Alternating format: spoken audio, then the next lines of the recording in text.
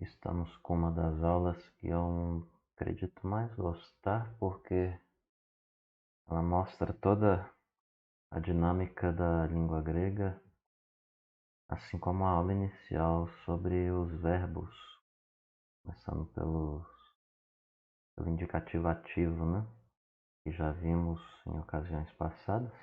Então, sem mais, vamos aí com a introdução aos substantivos, mas a parte especificamente que me empolga é quando a gente fala justamente sobre a tradução por meio das declinações e outras questões relacionadas que a gente vai ter aqui um breve gostinho. Então, temos aqui um vocabulário para que seja possível decorar, né? Temos adelphos, irmão, anthropos, que é homem, ser humano, pessoa, apóstolos, apóstolo enviado, mensageiro, artos, pão, didáscalos, mestre, professor, doulos, escravo, servo, eremos, que é deserto, temos theos e martion, lembrando que theos é Deus, tanto maiúsculo quanto minúsculo, e o Himartion, não é Imartion, se eu falei tá errado, é Himartion, roupa, veste. Kairos, tempo, oportunidade, lembrando que esse Kairos é utilizado para tempo em referência à questão do tempo de Deus. Existe uma outra palavra para tempo que é Cronos, que é mais relacionado ao emprego de tempo humano. Temos cosmos aqui, seguindo, mundo, universo. Kyrios, Kyrios, amo, dono de escravos, senhor. Logos, palavra. Nomos, lei. To, que são os artigos que nós já vimos, né? Respectivamente o a. Temos também ophthalmos, que é olho, paidion ou paidion, criança. Temos várias palavras no grego também para crianças também. É muito importante considerar isso. Quando Cristo, por exemplo, pega uma das crianças e coloca lá no colo perante os discípulos, é muito importante você investigar que palavra é aquela, por exemplo. Há outros contextos em Efésios em que você também tem a palavra para criança, lá no capítulo 5, versículo 1 e 2 ali, aproximadamente.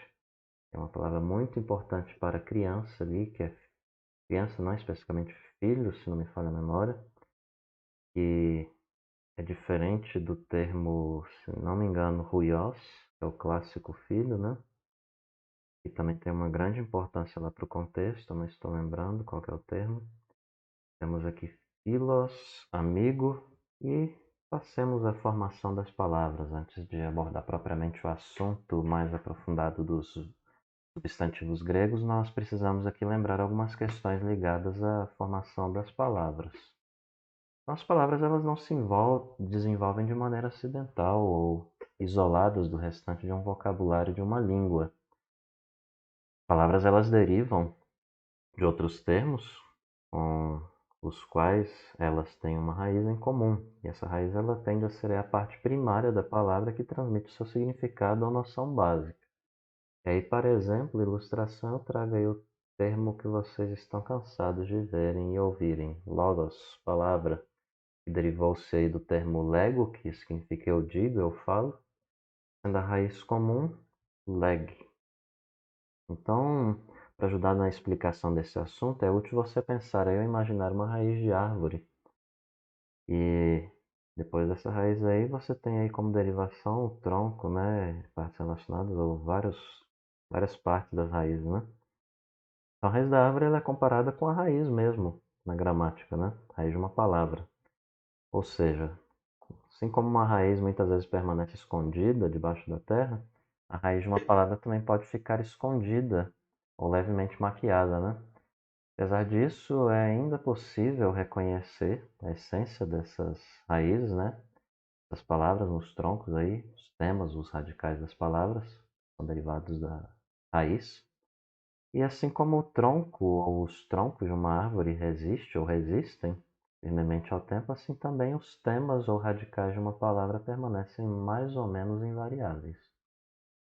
E os temas e radicais, ou radicais, né, são derivados a partir da raiz, como já falamos. Podem ser de dois tipos essas raízes. Podem ser aí de radicais verbais ou nominais, e estão incluídos aqui os substantivos e adjetivos. E nesse exemplo de logos que a gente falou, né, é possível observar que da raiz leg derivou-se o radical verbal leg e o radical nominal radical log, melhor dizendo, né? Tem que deslocar esse ponto aí, tá errado. O ponto ali tem que vir depois de log e depois do tracinho. O radical verbal leg permanece mais ou menos invariável na flexão do verbo lego, enquanto que o radical log permanecerá praticamente invariável na flexão do substantivo logos. Mais ou menos invariável porque no futuro, por exemplo, com o acréscimo do sigma, o gama de lego sofre alterações.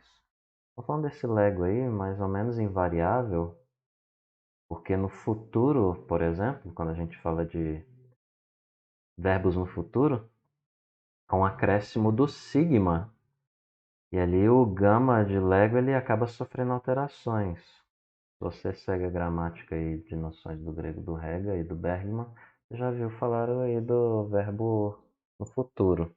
Mas a gente ainda vai voltar para lá, porque eu estou julgando melhor a gente ter visto aquela parte inicial dos verbos e agora falar da parte inicial dos substantivos para ter um aprendizado mais amplo e já começarmos a ter capacidade de termos a leitura e o uso do grego no dia a dia. Então, os radicais ou temas eles podem ser formados de várias maneiras. Em primeiro lugar, pela transformação interna do radical, pelo acréscimo dos sufixos ou pelas duas coisas. Lembrando que toda palavra contém um radical ou tema, né? E acrescentada ao radical, a terminação, a gente chega à palavra completa. Por exemplo, temos aí o termo logos, radical log e a terminação os. Então, da raiz deriva-se o tema, que junto com a desinência, né, constituída por sufixos, compõe a palavra. Então, no caso aí do termo logos, essa explicação aí, você tem o tema, né, logo, mais a desinência, que é o sigma final. Isso vai ficar mais claro quando a gente mexer com os casos propriamente ditos e mostrar os exemplos da língua grega, dos substantivos, e você vai entender melhor. Então, a diferença entre terminação e desinência é que na terminação inclui-se a vogal do tema, enquanto que na desinência apenas o sufixo. Então, nós temos terminação é igual vogal do tema mais desinência.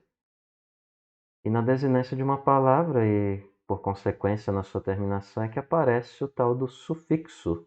O que é o sufixo? Sufixos aí, nesse caso aqui do grego, eles não têm um significado próprio e jamais existiram como palavras independentes. São componentes morfológicos, fazem parte da gramática básica, né? Foram isolados na palavra para que houvesse uma facilitação do seu estudo e classificação. Esse elemento, o sufixo, ele indica aí a parte final que vem do termo, né? Pode indicar o caso, pode indicar o número e o gênero de um substantivo. E a gente vai ver isso mais à frente na lição de número 9 com os tópicos de número ou de números, né? Que levam aí na sua frente o número 9. Eu corto esse vídeo por aqui, daqui em breve a gente passa para outra parte. Então até logo.